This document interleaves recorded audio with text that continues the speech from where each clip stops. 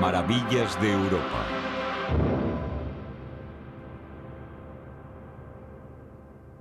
Paisajes extraordinarios.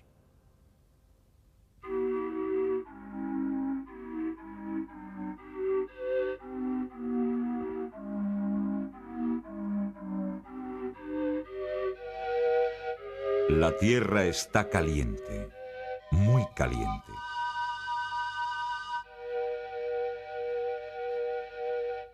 En la antigüedad, los griegos llegaron aquí y llamaron a esta región los campos flegreos, es decir, ardientes. De igual manera, pudieron hacer referencia al olor, ya que junto a estas bocas amarillentas la atmósfera es irrespirable. Los vapores que se elevan desde el suelo a una temperatura superior a los 150 grados centígrados están cargados de anhídrido sulfuroso.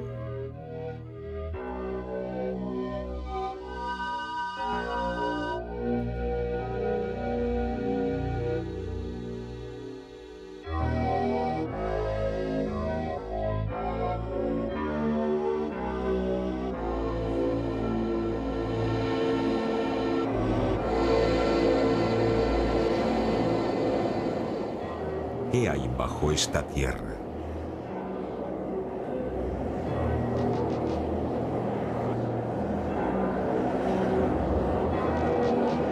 ¿Con qué infierno tiene relación este lugar misterioso?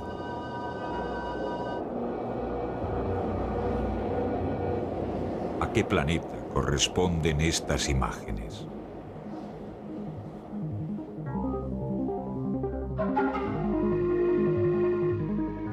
Son, en realidad, una imagen poco común del litoral italiano. Nos encontramos en Pozzuoli, cerca de Nápoles, en el cráter de un volcán que no ha dicho aún su última palabra, el Solfatara.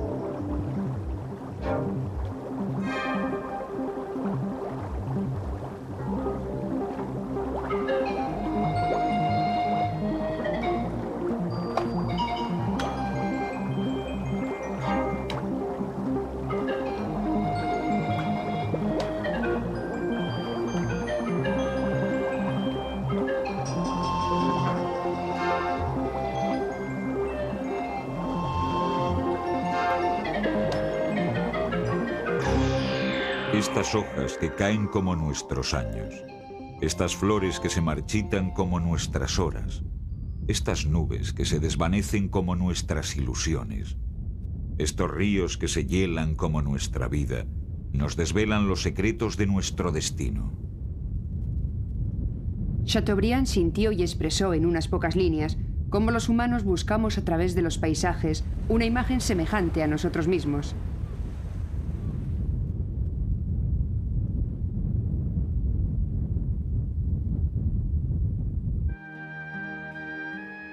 Los europeos cuentan con una ventaja excepcional, ya que el continente en el que habitan es un espejo nítido. Los paisajes de una serena dulzura son habituales y en cualquier región resulta fácil entrar en armonía con una naturaleza risueña y acogedora.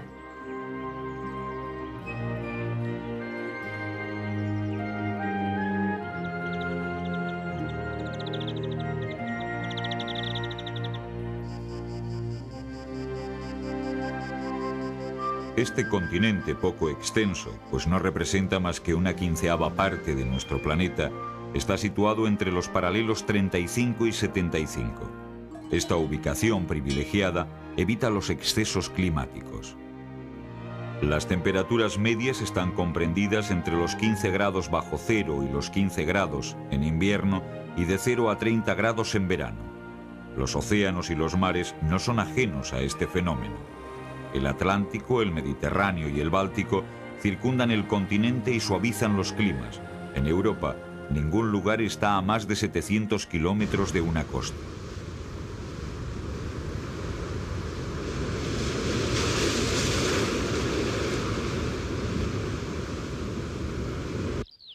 La baja altitud media favoreció el asentamiento de cultivos productivos y variados. El 44% de la superficie es apto para la agricultura, lo que supone una proporción 3 veces mayor que en América del Norte.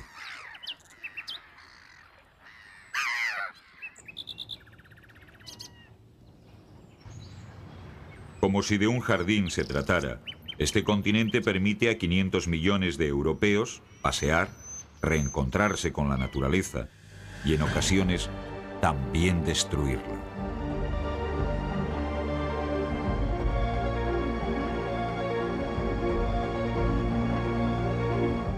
Cada año en Europa, decenas de miles de hectáreas se convierten en paisajes muertos. La causa de los incendios forestales hay que buscarla en el desinterés por cuidar de un patrimonio natural secular. El ciclo de crecimiento del roble es de 250 años.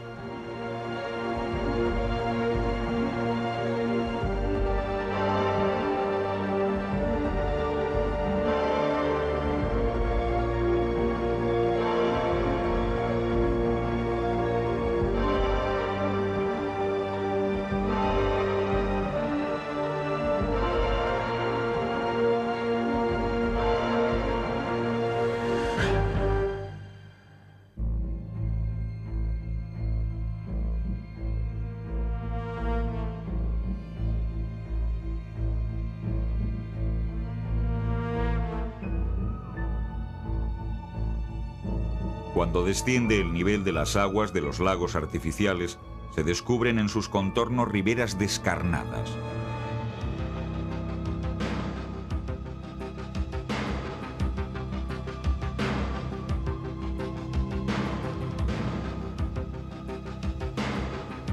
Sumergidas habitualmente, han perdido por esta razón su vegetación y se presentan en forma de franjas desérticas en pleno corazón de un paisaje de tonos verdes.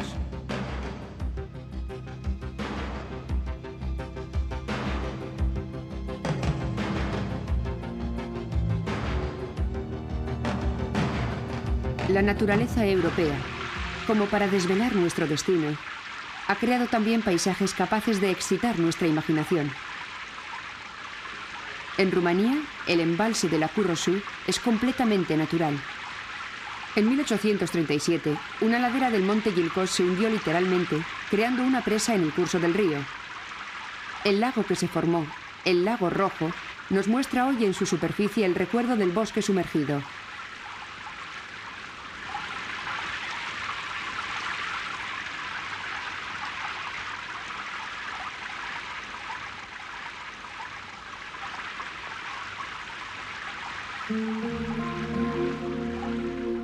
Los mortas son robles fosilizados endurecidos y negros, vestigios de un antiguo bosque subboreal que data del año 2000 a.C. Estos troncos conservados bajo un suelo misterioso han sido más tarde utilizados para construir vigas y muebles. La misteriosa tierra protectora es la turba de la Grande Brière, una de las más famosas marismas europeas situada en los límites de Bretaña.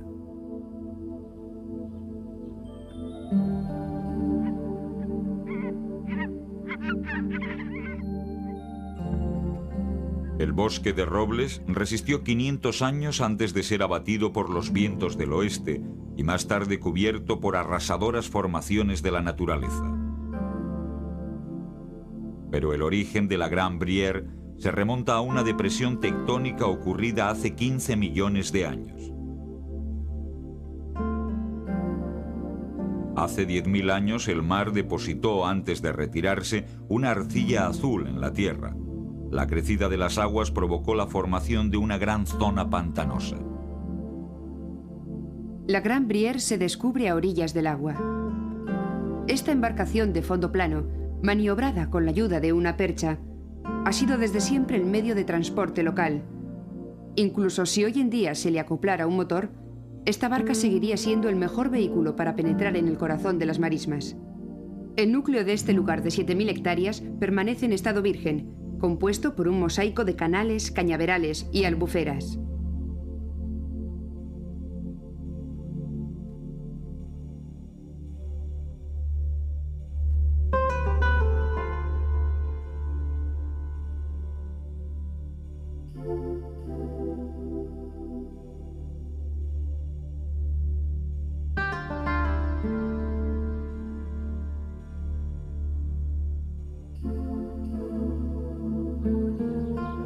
Los nativos de Brière se instalaron sobre los promontorios rocosos junto a las tierras cultivables. Sus parcelas están situadas a lo largo del canal que bordea la isla. Antaño el nivel del agua dependía directamente del Loira y variaba en función de las mareas. Sus niveles son controlados hoy en día por medio de compuertas. Los excesos de agua son evacuados al estuario del Loira, mientras que en los meses de verano la operación se realiza a la inversa.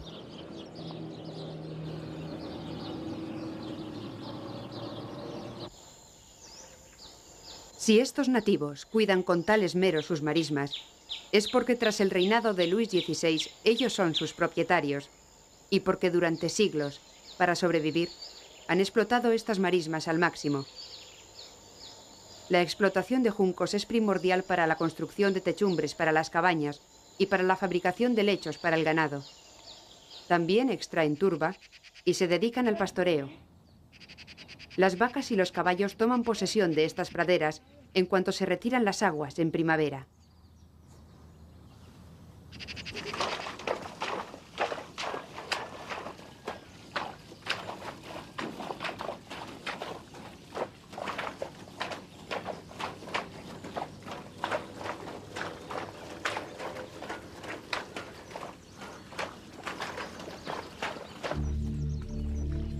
A principios de siglo, los habitantes de Brière no pudieron continuar por más tiempo viviendo de esta tierra paupérrima y decidieron integrarse en la actividad industrial de las poblaciones próximas.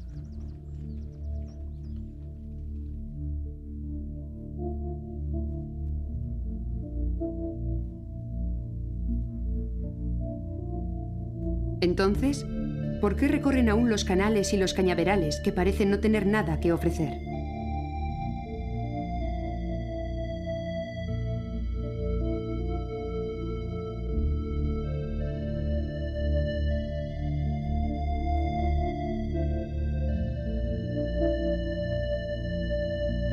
La respuesta llega del cielo. Situadas sobre las grandes rutas de migración, las marismas representan un lugar de interés internacional por sus aves acuáticas. Convertidas en parque natural, acogen en invierno a una gran población de patos y de zancudas, garzas reales, cercetas, alcaravanes. 250 especies de aves frecuentan la Gran Brière. Utilizando los puestos de observación entre los juncos, descubrimos la vida secreta del pantano. Durante el día los patos prefieren la tranquilidad de las grandes extensiones de agua como los estuarios, pero el alimento aquí es escaso.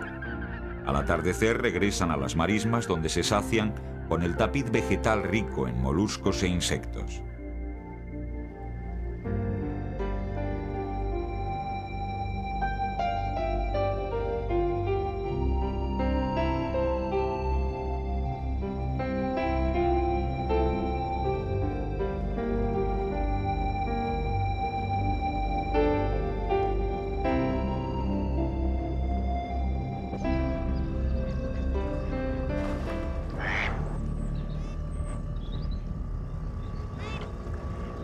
Los habitantes de Brière confían en saber preservar su patrimonio y se organizan mejor cada día para aproximar al turismo la originalidad de su región.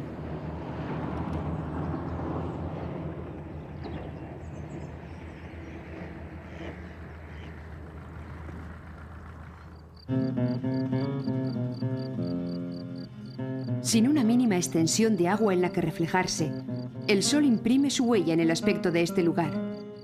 Tabernas, una pequeña ciudad española, parece perdida en el extremo del continente.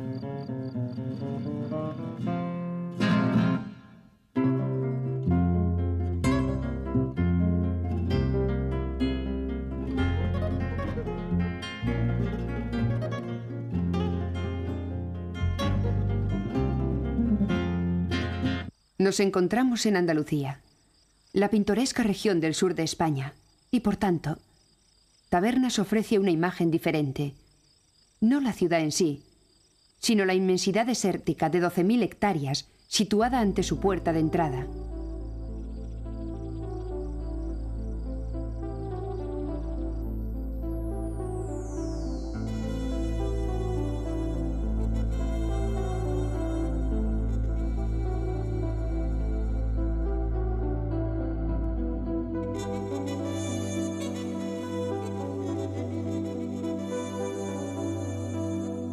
Otras latitudes acogerían voluntariamente el desierto de Tabernas. Este es un lugar único en Europa.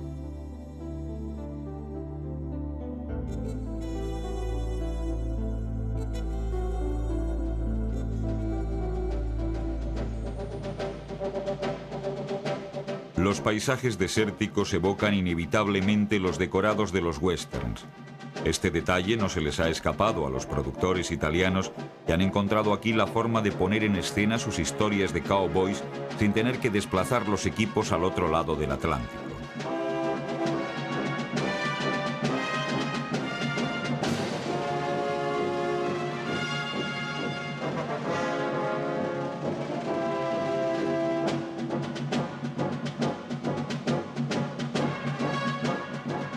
Los decoradores han aportado su maestría al paisaje creando ciudades de cartón piedra necesarias para las películas.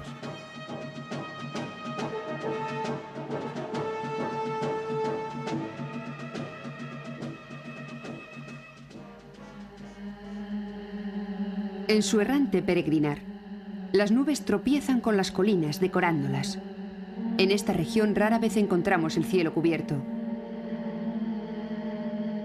Una media de 179 días por año, el cielo está despejado y el sol brilla durante más de 3.000 horas anualmente. La captación y utilización de esta energía solar sucederá a la industria cinematográfica. No se puede explotar el turismo en una región tan árida. Entre las plantas que luchan por sobrevivir, algunas xerófilas, únicas en Europa, hunden sus raíces en las grietas del árido suelo. Al abrigo de las perturbaciones meteorológicas procedentes del mar, esta región mantiene un grado de humedad muy bajo. La precipitación media anual se sitúa por debajo de los 250 milímetros, pero a pesar de esto, la zona desertizada no es muy amplia.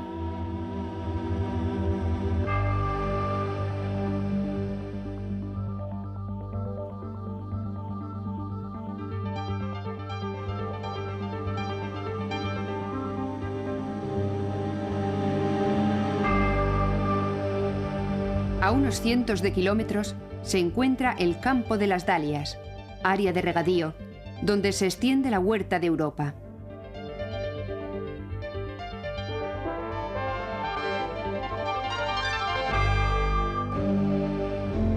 En dirección oeste, la nieve de Sierra Nevada ofrece a los españoles los placeres de los deportes de invierno.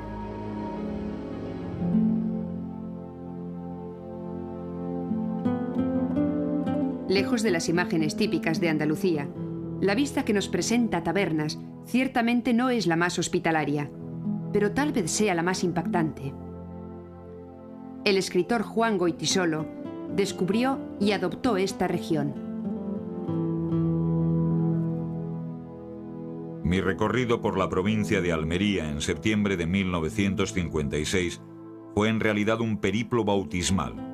El enfrentamiento con un mundo, una realidad, un paisaje cuya desnudez, violencia y aspereza me atrajeron de forma inmediata. Como si se tratara de la realización de un sueño o de un presentimiento, descubrí la fuerza que emanaba de estas montañas y de estas tierras desérticas, de una soledad devastadora.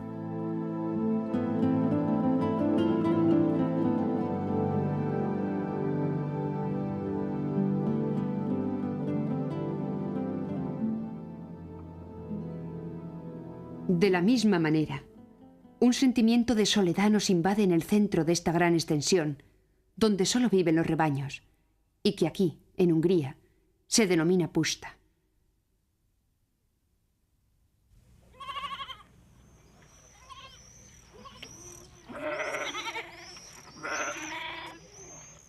La palabra puszta significa desértico y designa la estepa más grande de Europa Central, existente en nuestros días, la puszta de Ortovágy.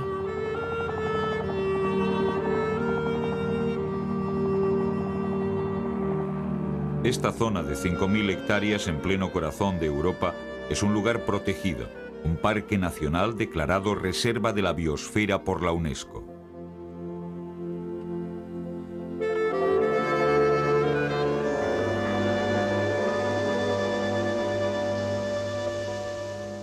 Para preservar la tranquilidad de las plantas y de los animales, y en particular de las aves migratorias que aquí hacen escala, existen áreas inaccesibles a los visitantes.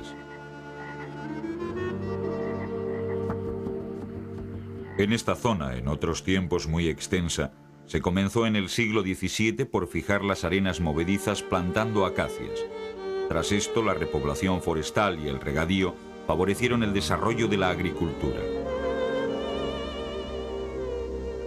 En la época imperial era peligroso cruzar la puszta. Los viajeros se hacían escoltar por un pelotón de ulanos. Los beitiares, bandidos a caballo envueltos en grandes pieles, constituían la gran amenaza de la estepa.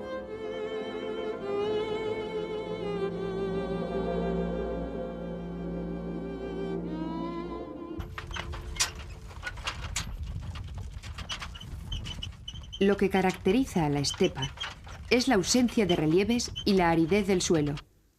Lógicamente, el clima es responsable en gran medida de esta aridez. Las temperaturas muy bajas en invierno sobrepasan los 40 grados centígrados en verano. Estas diferencias extremas, unidas a la sequedad, tan solo permiten el desarrollo de pequeñas y duras hierbas, y en consecuencia, solo encontramos en la estepa animales que se contentan con este tipo de alimentación.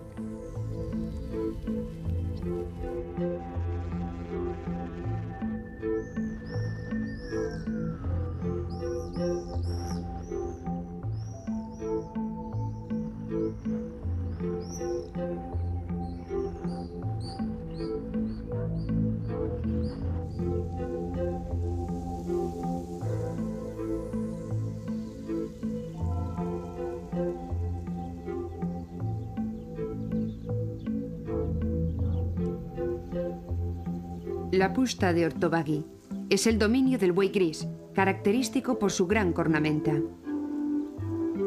Esta especie, antes de ser protegida, estuvo al borde de la extinción.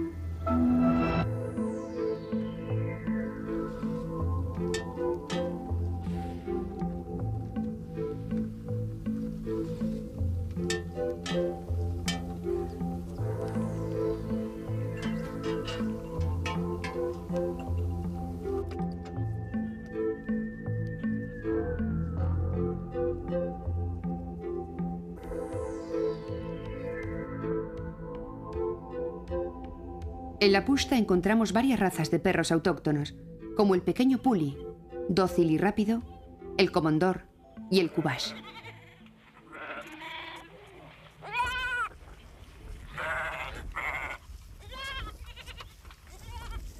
Actualmente los pastores siguen conduciendo sus rebaños de un pastizal a otro. Se ha creado una jerarquía entre aquellos que dedican su vida al pastoreo. El yuhás, pastor de ovejas, no puede hacer uso de un pastizal antes de que lo hayan pacido los bueyes. Los bueyes son cuidados por el guliás, pero el más noble de esta profesión es el sikos, o pastor de caballos.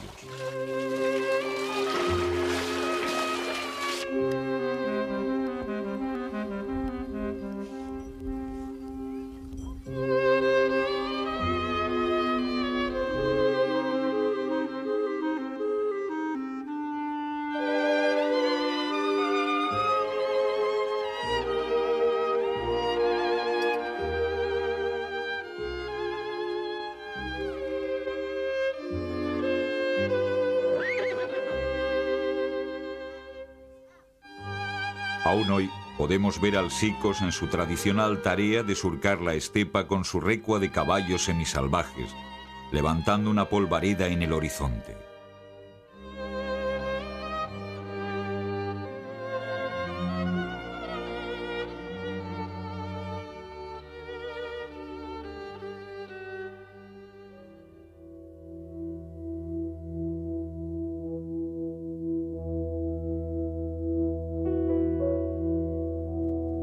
A pesar de su gran vegetación, también esta región es denominada desértica, el desierto de Agriates.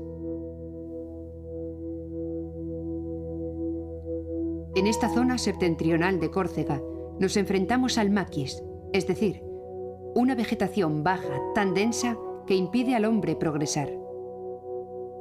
No hay carreteras y existen muy pocos caminos. Próspero Mérimée, que vivió en Córcega en el siglo XIX, nos ofrece una definición realmente acertada. A esta variedad de bosque cerrado se le ha denominado maquis. Está compuesto por distintos tipos de árboles y arbustos entremezclados, como le gusta a Dios. Únicamente con la ayuda del hacha es capaz el hombre de abrirse camino. El maquis es tan sumamente espeso que ni las mismas cabras pueden penetrar en él.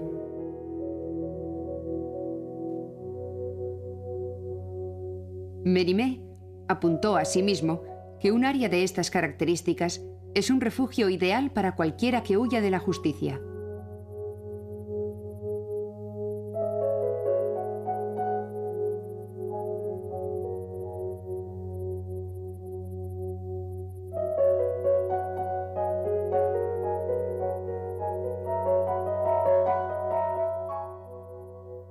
Pero Agriates no es solo esto.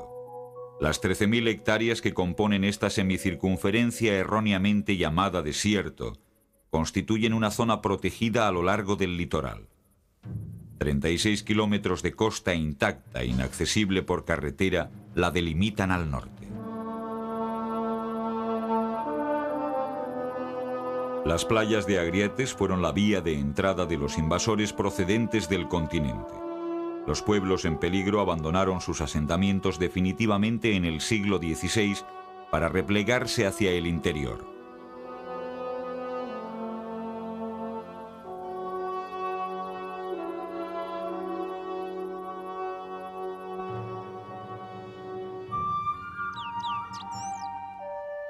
Los Agriates acabaron convirtiéndose en tierras comunales de cultivo y cría de ganado, explotadas por las comunidades vecinas.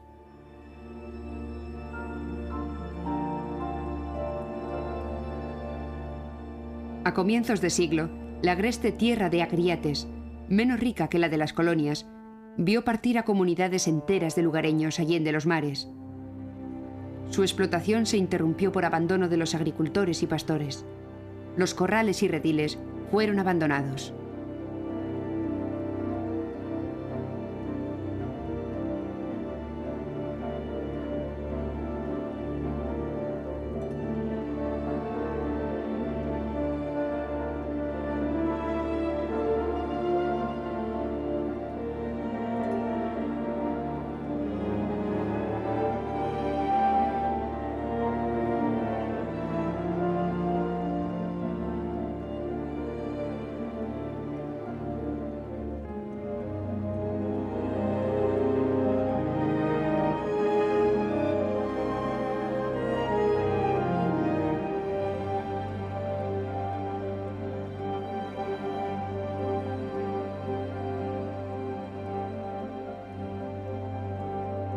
Deshabitado, Agriates recobró su aspecto original. En la actualidad, en la era del auge inmobiliario, han sido desarrollados programas de protección para que este enclave natural pueda conservar su carácter único y salvaje.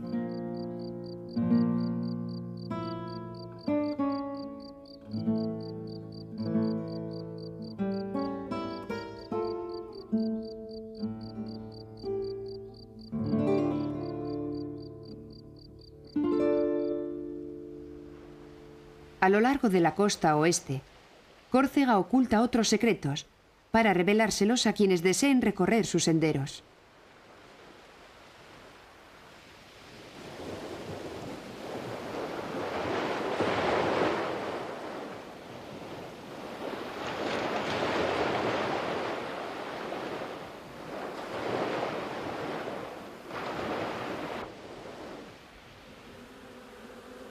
Entre Porto, pequeño puerto identificable por su forma cuadrangular, y Piana, situado a algunos kilómetros más al sur, se extiende una zona llamada Ecalanque, donde encontramos un conjunto de rocas, singular por sus formas y su color rojo.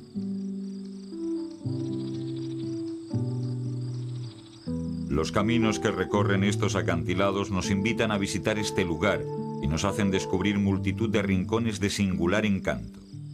Las rocas son una combinación de granito y pórfido. El color que prevalece en esta diversidad se lo otorga el feldespato. Sus formas fueron creadas por las distintas diaclasas que seccionaron los bloques de granito que, producto de la erosión, se fueron redondeando y situando de forma desordenada. En esta misma época, otra singular forma de erosión sometió a las rocas a diversas transformaciones. Es el caso del tafoní, o agujero. Se origina a partir de la desaparición de un cristal desarrollado en su interior. Este curioso fenómeno es producto de las alternancias entre hidratación y deshidratación. Secciona las superficies cortándolas en forma de finas escamas. El tafoní provoca un hundimiento en la roca, una cavidad, y en algunos casos la taladra en profundidad, creando refugios naturales utilizados desde siempre por los pastores. El sol, en su recorrido, juega con los agujeros y curvas, decorando las paredes con claroscuros.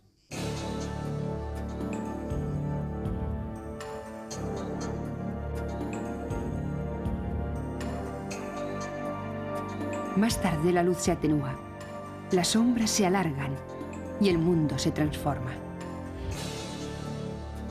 En 1880, Guy de Maupassant quedó fuertemente impresionado por los calanches. En su novela, Una vida, hizo revivir a sus personajes la emoción que sintió unos años atrás. Partieron al amanecer y enseguida se detuvieron frente a un bosque de granito púrpura. Allí había picos, columnas, campanarios, figuras sorprendentemente modeladas por el tiempo, el viento devastador y la bruma del mar. Algunas de hasta 300 metros de altura, delgadas, redondas, torcidas, encorvadas, deformes, imprevistas, fantásticas. Estas sorprendentes rocas semejan árboles, plantas, bestias, monumentos, hombres, diablos cornudos, inmensos pájaros, todo un pueblo monstruoso, un zoológico de pesadilla petrificado por el deseo de algún dios extravagante.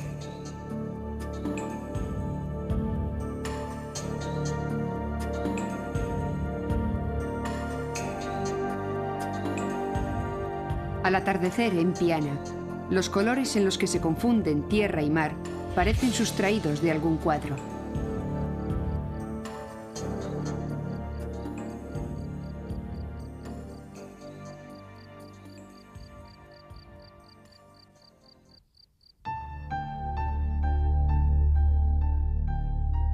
El badense se presenta como todo lo contrario.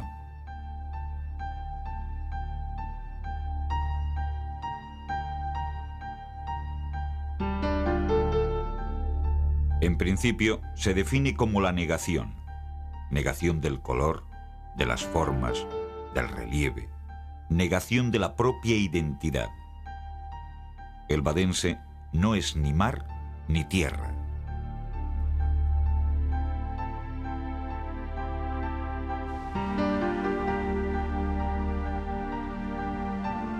En cuanto a su nacionalidad, está ligado a 3 países a lo largo de 450 kilómetros de costa: Dinamarca, los Países Bajos y Alemania.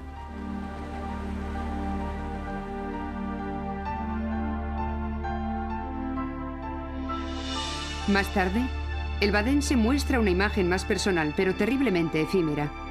Como si de la pizarra de un estudiante se tratara, el mar cada 12 horas lo borra y lo dibuja de nuevo de forma diferente.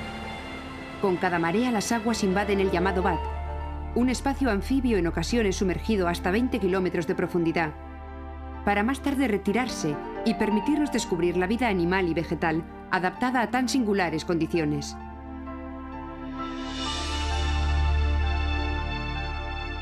El mar arrastra los sedimentos. Los más finos se depositan al comienzo del ciclo, allí donde la velocidad del agua es más lenta. Así se crea una zona llamada Baden fangoso, en la que la finura de los granos impide la filtración del agua. Las bacterias que se desarrollan en este limo pobre en oxígeno descomponen las sustancias orgánicas. Este proceso le da su característico olor a huevo podrido y su tonalidad azul negruzca.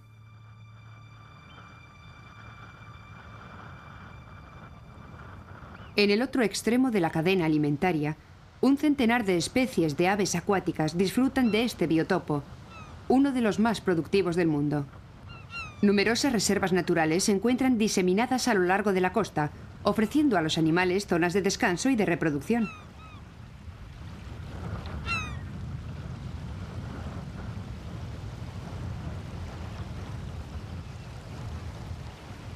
Una vez adulto, el tarro blanco no necesitará sumergirse para protegerse de las voraces gaviotas.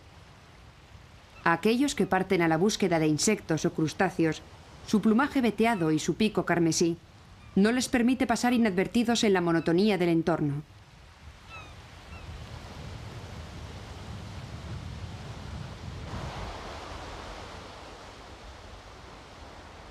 El badense no es tan uniforme como parece. Por el contrario, ofrece una gran variedad, ya que se trata de una zona de transición. Para su creación es indispensable que haya tras él un territorio llano. El paso a las distintas zonas se realiza sin ningún sobresalto. Más allá, el mar se acerca a los Marschen, tierras bajas y fértiles ganadas al océano. Estas extensiones herbosas, con las que el mar se topa ocasionalmente, se llaman campos salados. Tanto para las plantas como para los animales, la abundancia de sal, incluso en el suelo, supone una condición de vida extrema a la que deben adaptarse. Un eider adulto ingiere entre 40 y 50 gramos de sal diarios, es decir, entre el 2 y el 3% de su peso. Los animales de cría que pastan en los campos salados no consumen tanta sal, pero su carne presenta un particular gusto salado. El sabor de esta barnacla es muy apreciado, tal vez porque esta ave es herbívora. Pero esto también supone un problema, ya que cuando una bandada de estos patos se posa sobre un campo, son necesarias varias semanas para que la hierba vuelva a crecer lo suficiente para los rebaños.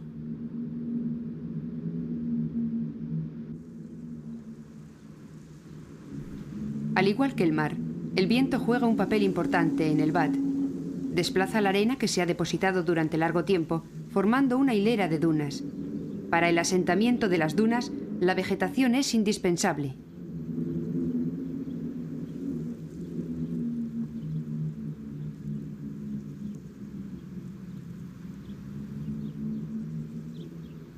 La grama y la arenaria, también conocida bajo el nombre de oyat, son las más comunes.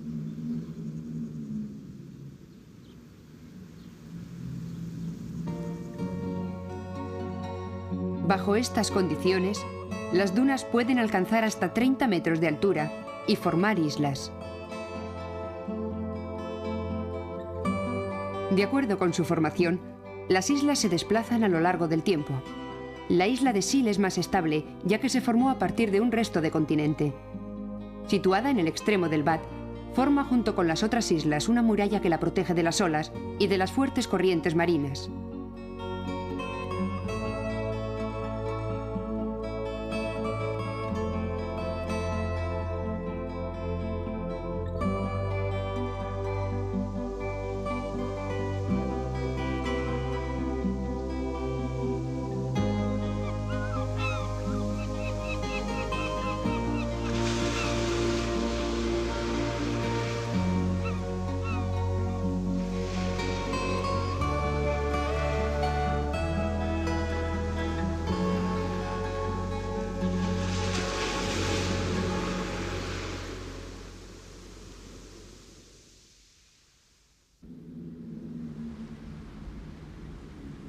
En el Badense, el deseo del hombre de unir las islas a la tierra queda patente en los denominados Landungen. Estos diques están formados por dos hileras de estacas y ramaje seco que retienen los sedimentos cuando el mar se retira. Tras esto, los canales de drenaje favorecen la desecación y así las tierras avanzan lentamente.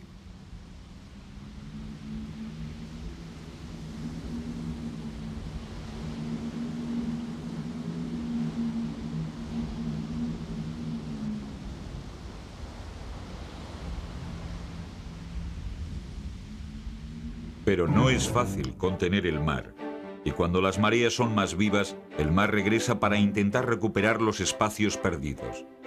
La única forma de proteger el territorio que queda a sus espaldas es la construcción de diques. Los primeros datan del año 1000 y tienen poco que ver con los de hoy en día, cuyos cimientos llegan a medir 70 metros. Pero ¿será esto suficiente? Los expertos afirman que en la actualidad el mar está subiendo de nivel y que tarde o temprano la costa será devastada por una sucesión de fuertes mareas que se tragarán los diques y parte de la planicie costera.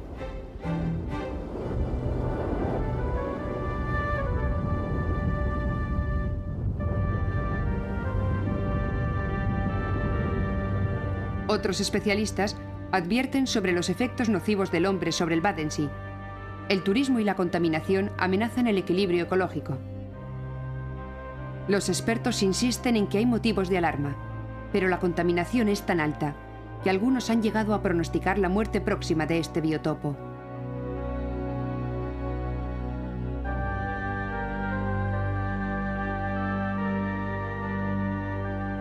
Más al norte, la denominada dorsal escandinava no presenta de momento estos problemas.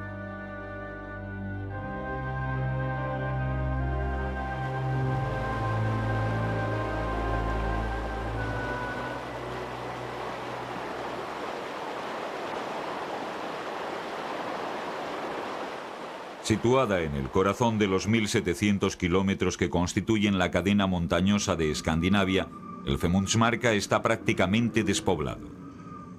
Parque nacional situado en la frontera entre Noruega y Suecia, el Femundsmarka es uno de los lugares más protegidos de Europa. El turismo es prácticamente inexistente, ya que el invierno en estas montañas es largo. Comienza a finales de agosto y termina a finales de mayo. En julio, el mes más cálido, las temperaturas medias se sitúan por debajo de los 10 grados centígrados.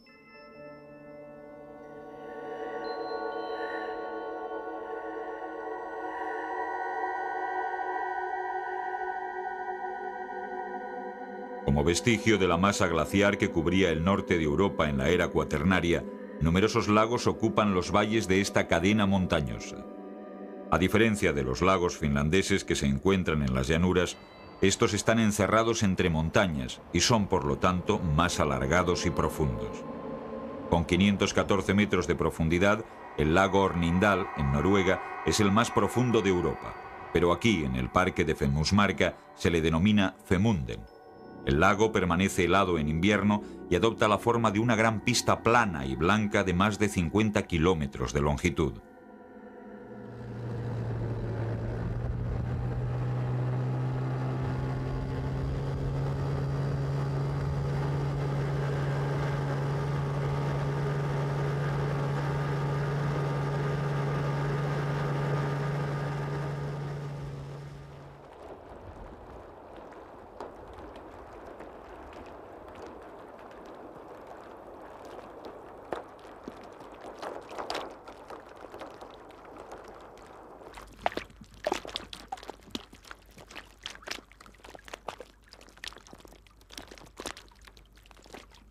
En forma líquida, helada o en forma de nieve, el agua juega con toda libertad.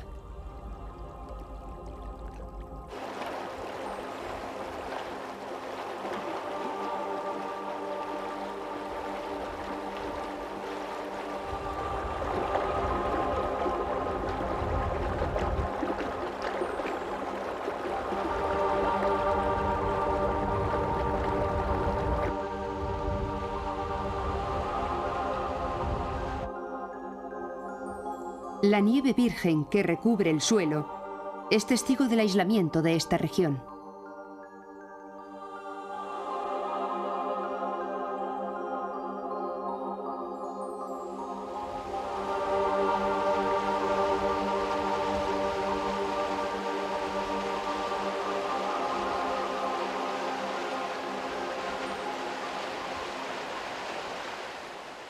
La presencia de cualquier animal se detecta rápidamente por las huellas de sus patas en la nieve.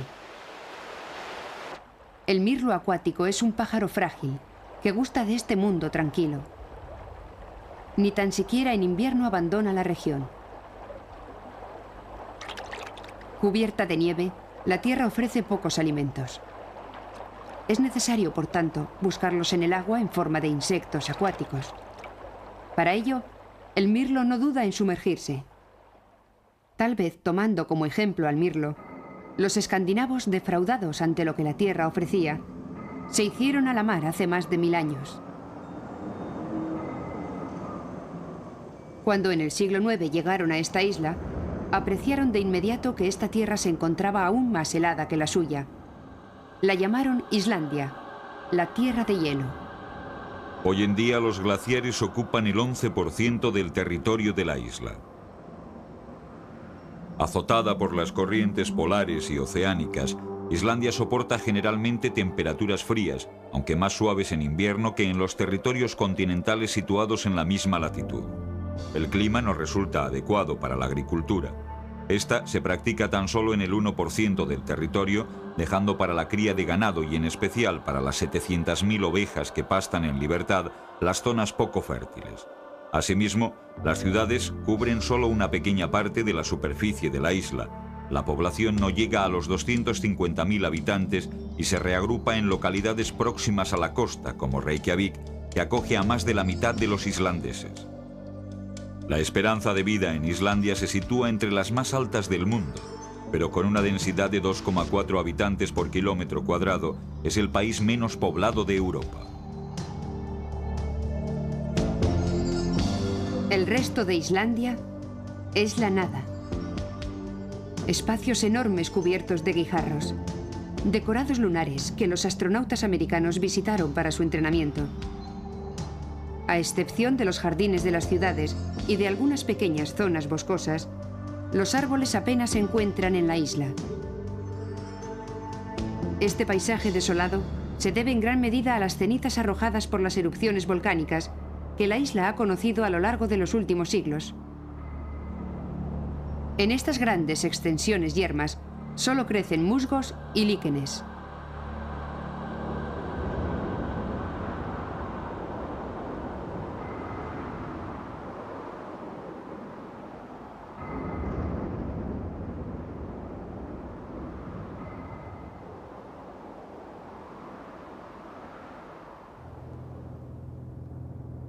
Bajo estos campos de lava, todavía se siente próxima la presencia del magma que en la era terciaria provocó el nacimiento de Islandia en medio del océano. Aún hoy en día, la isla continúa ensanchándose y elevándose sobre las aguas. Las fuentes termales se cuentan por cientos. Del suelo surgen emanaciones de gas y columnas de vapor y agua caliente. Este potencial geotérmico no es tan solo decorativo.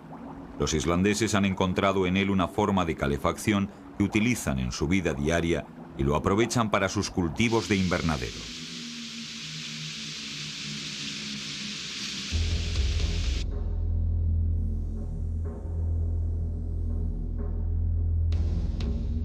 Entre estos campos de lava se encuentra un gran desierto llamado Odadaraun, el desierto de los crímenes. Este nombre está ligado a la historia de este lugar, pero también a su leyenda. Antes del siglo XIII, el Alþing, el primer parlamento del mundo, dirigió la sociedad islandesa. Sin policías ni verdugos que aseguraran el cumplimiento de la ley, el país recurrió al destierro como castigo para los malhechores. Perseguidos por doquier, estos se vieron obligados a alejarse de las ciudades y a buscar refugio en los inmensos campos yermos. En el desierto de Odadaraun crece un líquen comestible llamado cetraria, que les permitió sobrevivir aunque en condiciones infrahumanas. Cada viajero que se aventuraba en estas zonas se convertía en una posible víctima. Las leyendas exageraron los relatos sobre estos peligrosos encuentros y definieron este desierto como una zona terrorífica.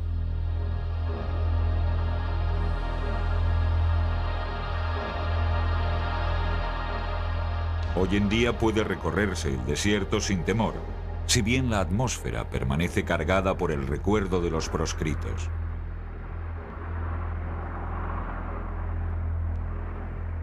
El paisaje mineral provoca una cierta angustia y el caminante no puede evitar la sensación de peligro. La dificultad para avanzar en este terreno tan irregular, los saltos de los torrentes glaciares, la ausencia de población en estas inmensas extensiones, dejan al viajero que desea conocer Islandia en profundidad absolutamente desnudo y solo, incomparablemente solo.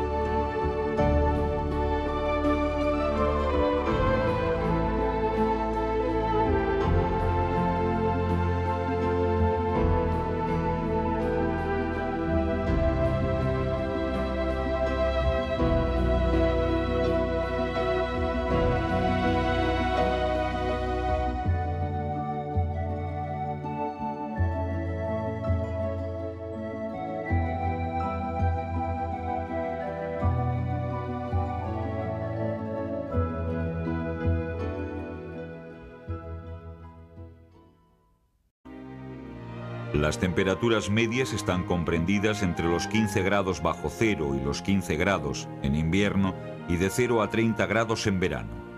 Los océanos y los mares no son ajenos a este fenómeno. El Atlántico, el Mediterráneo y el Báltico circundan el continente y suavizan los climas. En Europa, ningún lugar está a más de 700 kilómetros de una costa.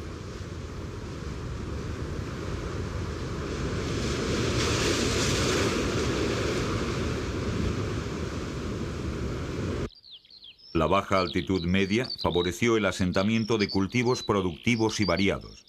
El 44% de la superficie es apto para la agricultura, lo que supone una proporción 3 veces mayor que en América del Norte.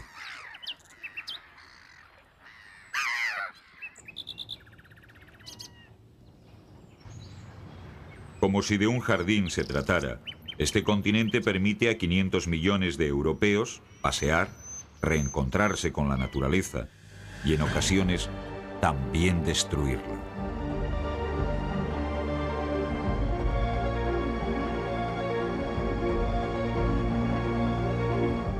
Cada año en Europa, decenas de miles de hectáreas se convierten en paisajes muertos. La causa de los incendios forestales hay que buscarla en el desinterés por cuidar de un patrimonio natural secular. El ciclo de crecimiento del roble es de 250 años.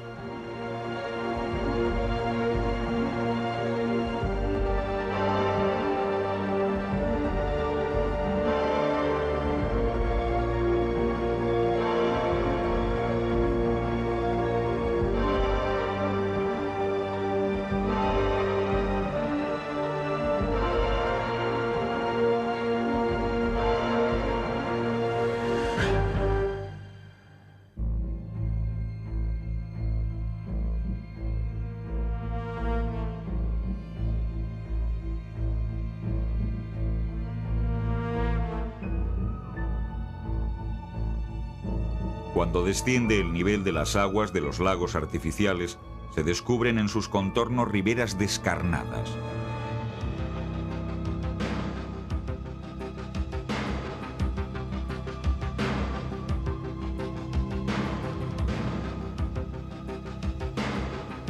Sumergidas habitualmente, han perdido por esta razón su vegetación y se presentan en forma de franjas desérticas en pleno corazón de un paisaje de tonos verdes.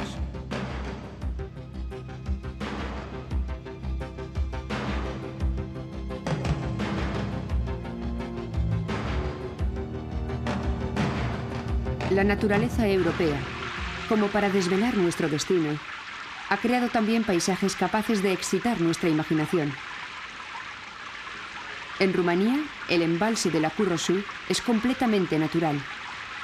En 1837, una ladera del monte Gilcos se hundió literalmente, creando una presa en el curso del río. El lago que se formó, el Lago Rojo, nos muestra hoy en su superficie el recuerdo del bosque sumergido.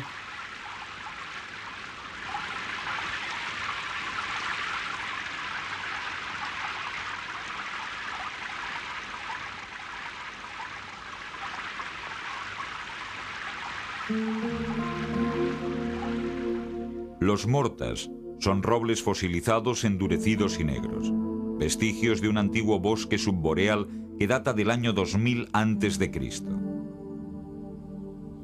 Estos troncos conservados bajo un suelo misterioso han sido más tarde utilizados para construir vigas y muebles.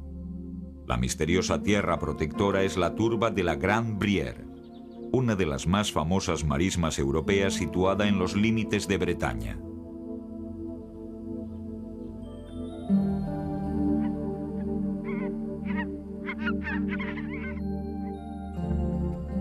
El bosque de robles resistió 500 años antes de ser abatido por los vientos del oeste y más tarde cubierto por arrasadoras formaciones de la naturaleza. Pero el origen de la Grande Brière se remonta a una depresión tectónica ocurrida hace 15 millones de años. Hace 10.000 años el mar depositó, antes de retirarse, una arcilla azul en la tierra. La crecida de las aguas provocó la formación de una gran zona pantanosa. La Grande Brière se descubre a orillas del agua. Esta embarcación de fondo plano, maniobrada con la ayuda de una percha, ha sido desde siempre el medio de transporte local. Incluso si hoy en día se le acoplara un motor, esta barca seguiría siendo el mejor vehículo para penetrar en el corazón de las marismas. El núcleo de este lugar de 7.000 hectáreas permanece en estado virgen, compuesto por un mosaico de canales, cañaverales y albuferas.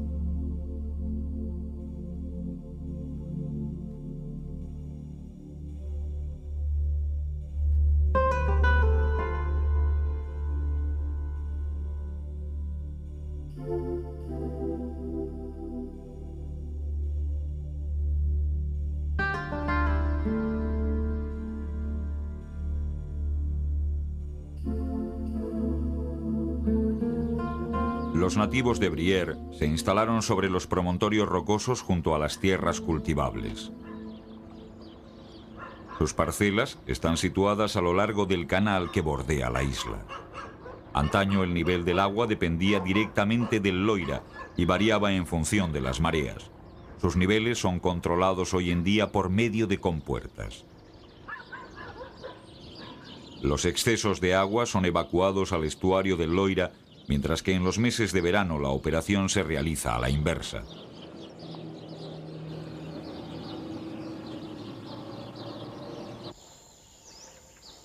Si estos nativos cuidan con tal esmero sus marismas, es porque tras el reinado de Luis XVI ellos son sus propietarios y porque durante siglos, para sobrevivir, han explotado estas marismas al máximo. La explotación de juncos es primordial para la construcción de techumbres para las cabañas y para la fabricación de lechos para el ganado. También extraen turba y se dedican al pastoreo. Las vacas y los caballos toman posesión de estas praderas en cuanto se retiran las aguas en primavera.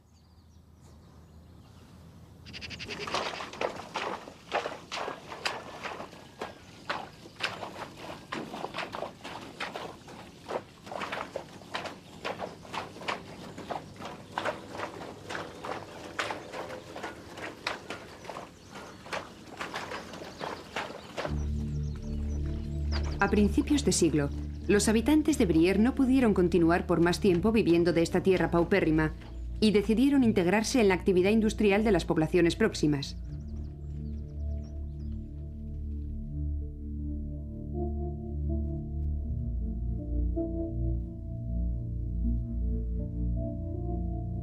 Entonces, ¿por qué recorren aún los canales y los cañaverales que parecen no tener nada que ofrecer?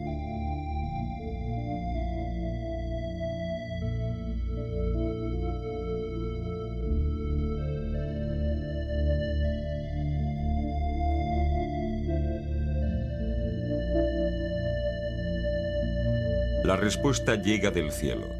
Situadas sobre las grandes rutas de migración, las marismas representan un lugar de interés internacional por sus aves acuáticas. Convertidas en parque natural, acogen en invierno a una gran población de patos y de zancudas, garzas reales, cercetas, alcaravanes. 250 especies de aves frecuentan la Grande Brière. Utilizando los puestos de observación entre los juncos, descubrimos la vida secreta del pantano.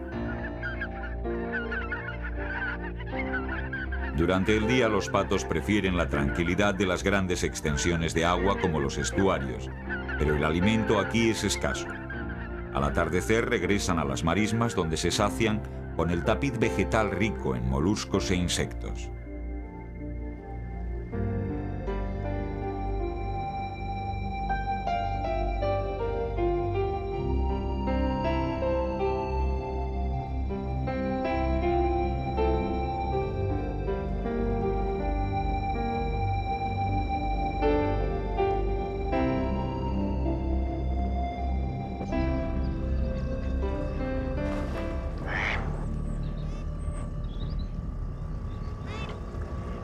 Los habitantes de Brière confían en saber preservar su patrimonio y se organizan mejor cada día para aproximar al turismo la originalidad de su región.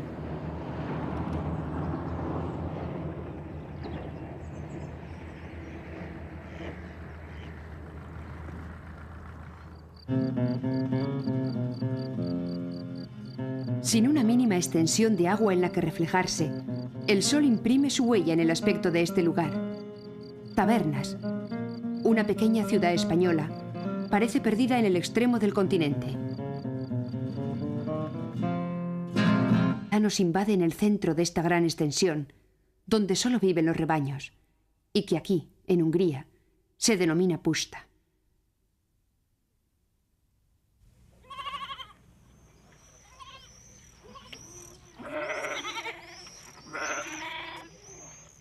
La palabra puszta significa desértico y designa la estepa más grande de Europa Central, existente en nuestros días, la puszta de Ortovágy.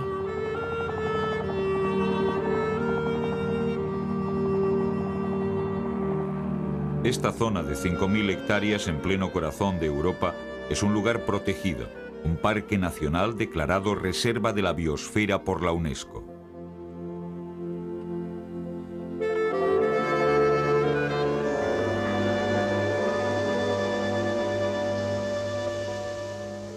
Para preservar la tranquilidad de las plantas y de los animales, y en particular de las aves migratorias que aquí hacen escala, existen áreas inaccesibles a los visitantes.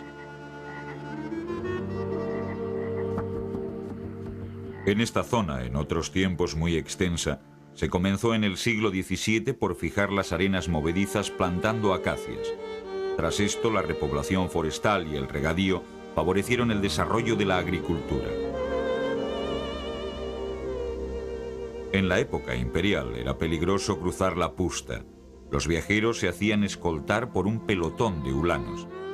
Los beitiares, bandidos a caballo envueltos en grandes pieles, constituían la gran amenaza de la estepa.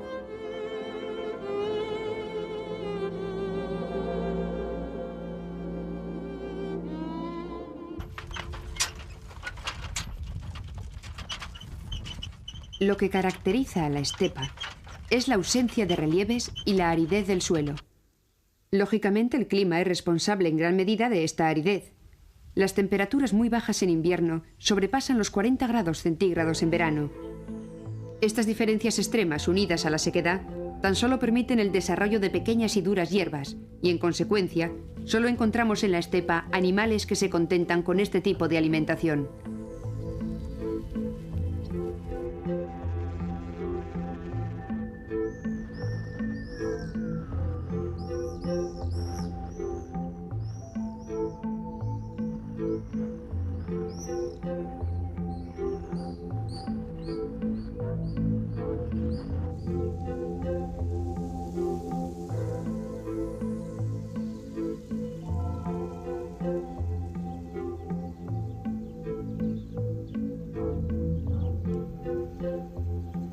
La puszta de Ortovágy es el dominio del buey gris, característico por su gran cornamenta.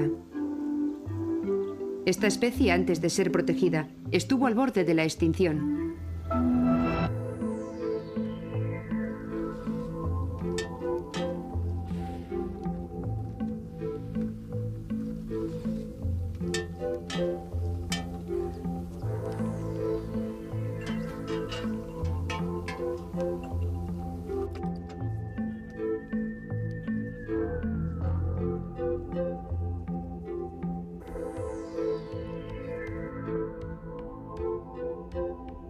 En la Pushta encontramos varias razas de perros autóctonos, como el pequeño Puli, dócil y rápido, el Komondor y el Kubash.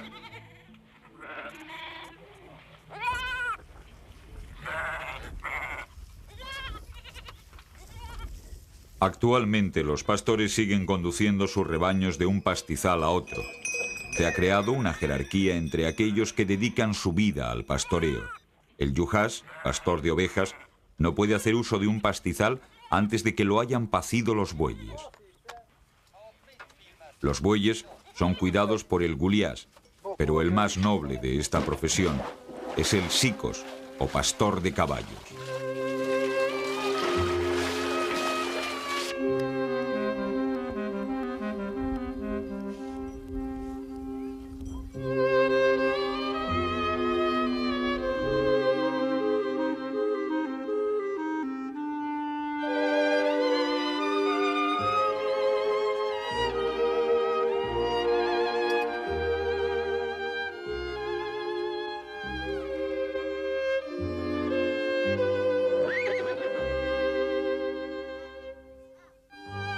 Aún hoy podemos ver al sikos en su tradicional tarea de surcar la estepa con su recua de caballos semisalvajes, levantando una polvareda en el horizonte.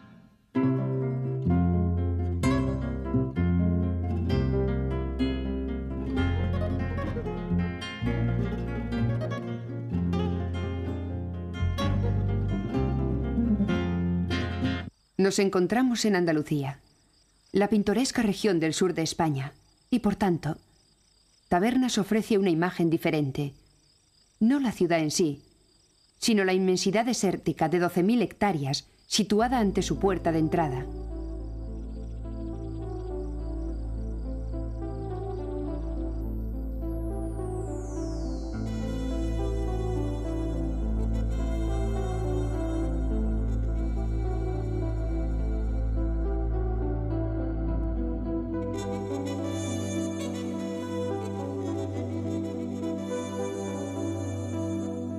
Otras latitudes acogerían voluntariamente el desierto de Tabernas.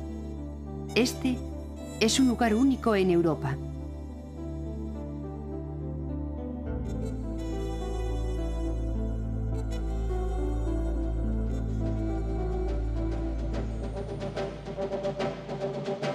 Los paisajes desérticos evocan inevitablemente los decorados de los westerns.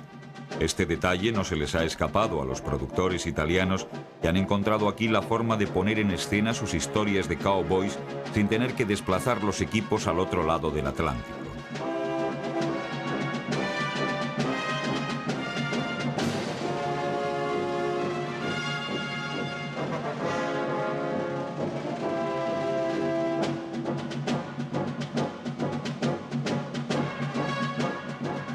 Los decoradores han aportado su maestría al paisaje creando ciudades de cartón piedra necesarias para las películas.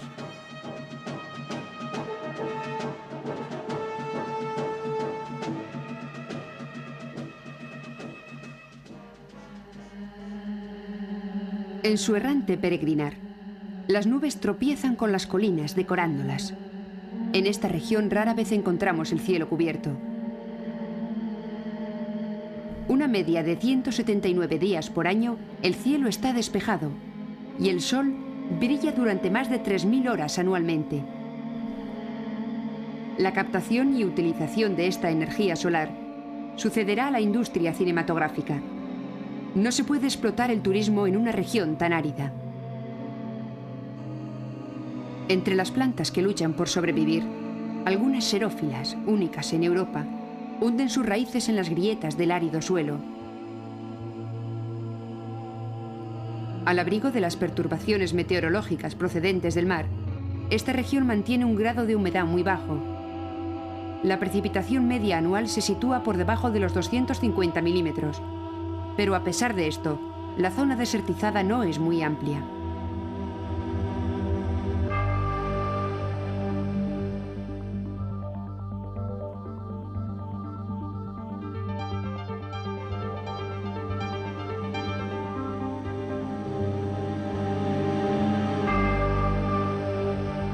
A unos cientos de kilómetros se encuentra el Campo de las Dalias, área de regadío, donde se extiende la huerta de Europa.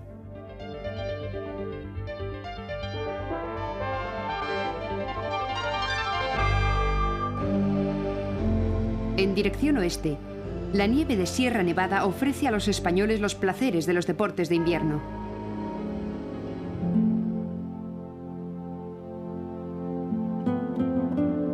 Lejos de las imágenes típicas de Andalucía, la vista que nos presenta Tabernas ciertamente no es la más hospitalaria, pero tal vez sea la más impactante. El escritor Juan Goytisolo descubrió y adoptó esta región. Mi recorrido por la provincia de Almería en septiembre de 1956 fue en realidad un periplo bautismal. El enfrentamiento con un mundo, una realidad, un paisaje cuya desnudez, violencia y aspereza me atrajeron de forma inmediata. Como si se tratara de la realización de un sueño o de un presentimiento, descubrí la fuerza que emanaba de estas montañas y de estas tierras desérticas, de una soledad devastadora.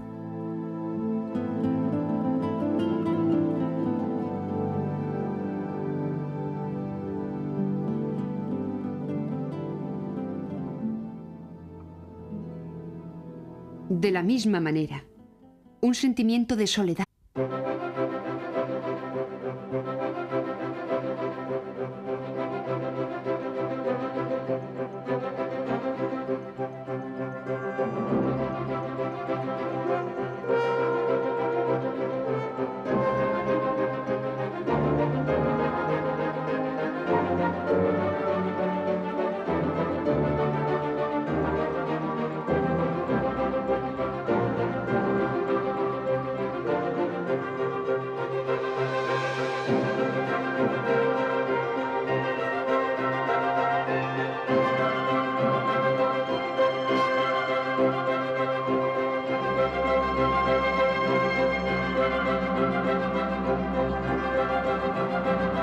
Maravillas de Europa.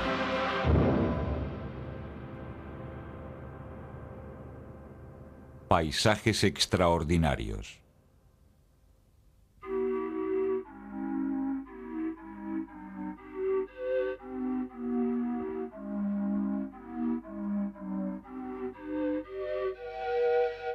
La tierra está caliente, muy caliente.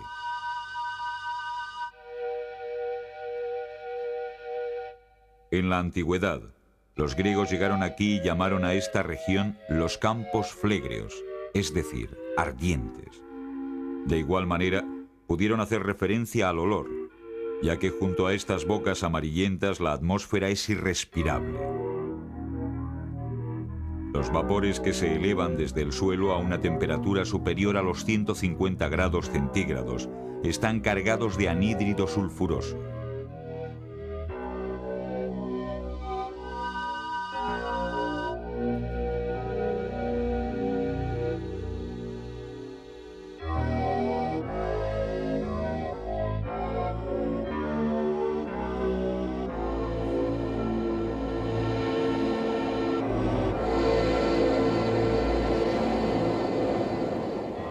¿Qué hay bajo esta tierra?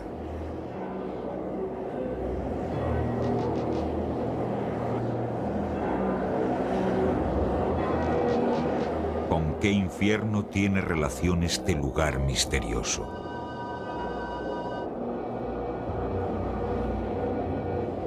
¿A qué planeta corresponden estas imágenes?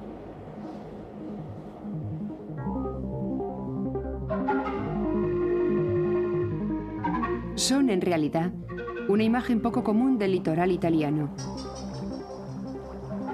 Nos encontramos en Pozzuoli, cerca de Nápoles, en el cráter de un volcán que no ha dicho aún su última palabra, el Solfatara.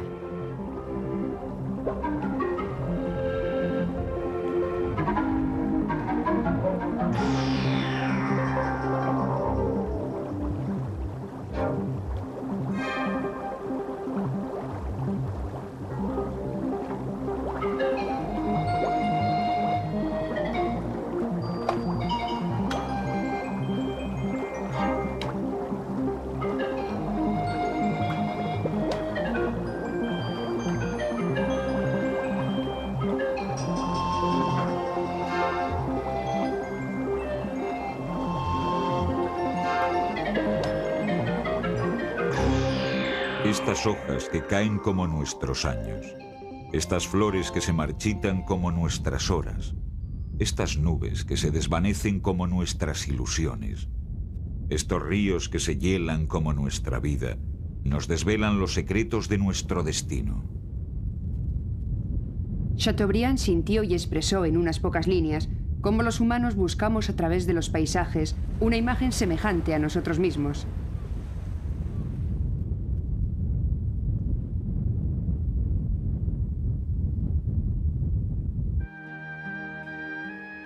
Los europeos cuentan con una ventaja excepcional, ya que el continente en el que habitan es un espejo nítido. Los paisajes de una serena dulzura son habituales y en cualquier región resulta fácil entrar en armonía con una naturaleza risueña y acogedora.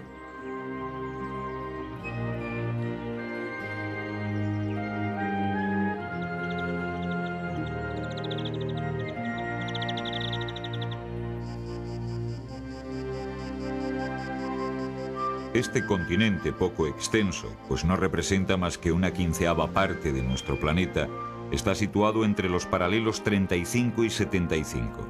Esta ubicación privilegiada evita los excesos climáticos.